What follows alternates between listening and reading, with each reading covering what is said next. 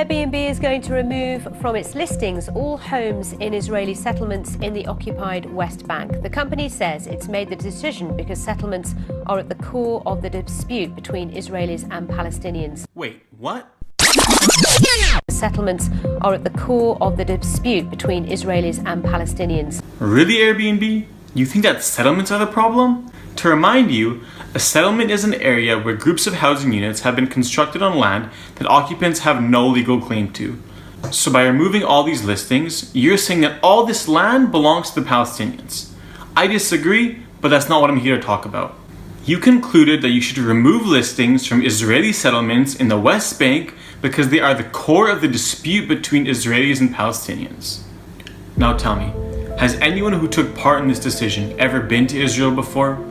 Has anyone ever asked an Israeli or a Palestinian what they thought the core of the dispute is? Do you know where the Gaza Strip is? Have you ever felt what it's like to have 15 seconds to find shelter because of rockets coming from the Gaza Strip?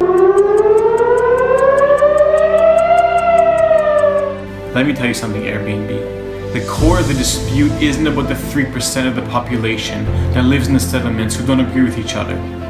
The core of the dispute is that Israel has no one to negotiate with. We are trying to negotiate peace with Hamas, an internationally recognized terrorist group. Hamas instills hatred towards Israel. The Hamas leaders call for the destruction of Israel. We are dealing with children who are raised to commit acts of terror and are taught nothing besides hate for Israel. Did you know that Hamas receives hundreds of millions of dollars in aid every single year? And what do they do with that money? Do they build schools? Do they build hospitals? Do they turn Gaza into a beautiful place like Dubai? No, they spend the money on terror. Do you think it's a coincidence that over 400 rockets were launched into Israel by Hamas just days after they received $15 million of aid from Qatar? Airbnb, do you want to help us solve the conflict? Then you should be encouraging people to come and stay in Airbnbs in the West Bank.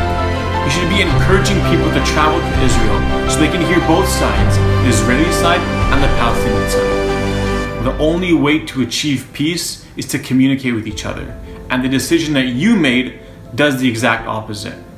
Oh, and by the way, if you still don't agree with me, then remove the thousands of listings you have in Turkish-occupied Cyprus, Moroccan-occupied Sahara, China-occupied Tibet, and Russian-occupied Crimea.